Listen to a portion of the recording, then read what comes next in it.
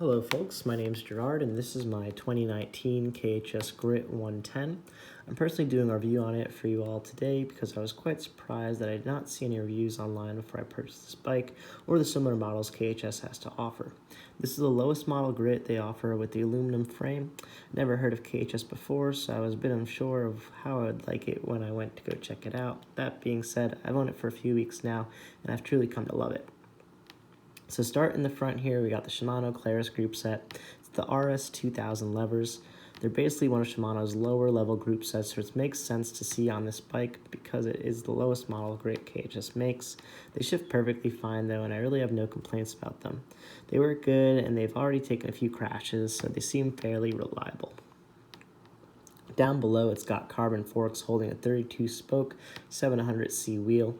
I got a 42mm tire on there right now. There isn't too much space between the fork and rubber, so I wouldn't recommend going much bigger than that. As you can see, it comes with braze-ons on the fork, so you can mount bottle cages or a front rack relatively easily. There's also a mounting point by the front brake calipers down here. The brakes are the Tektro mechanical brakes. They're alright, they're definitely not the best, but you can't expect an entry-level bike like this to have the best components when you consider the price is under $1,000 brand new. This bike seems to have braze-ons all over it, which adds to the versatility of it.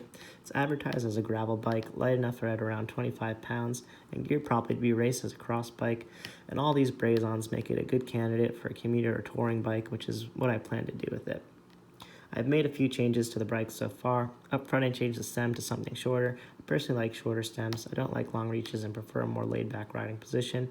This is a small frame, and it came with a 90mm stem. Right now, it's got a 60mm on there. I also changed the saddle and added a rack. I do plan on changing the gearing too at some point. As of now, though, I personally love the way the bike handles and rides. So on the side here, we can take a closer look at the drivetrain. You got some aluminum Welgo pedals and a no-name crankset. It's a 2x system, 5034 with the Claris front derailleur. On the rear, you got the Claris 2000 SS derailleur with the Shimano cassette. The Shimano cassette is an 1132 8-speed. Sort of wish they gave you a bit more range back here. I actually purchased a Shimano 1134 8-speed cassette to put on. I would have liked to have a bit more climbing range for touring or gravel riding. I also wish the Claris rear derailleur was the GS mid-length derailleur just because the specs on the shorter cage really is maxed out with the current gearing. So if you plan on making any modifications like I do, you're going to need to make sure that you shift properly and don't cross your chain to avoid any overextensions of this drivetrain system.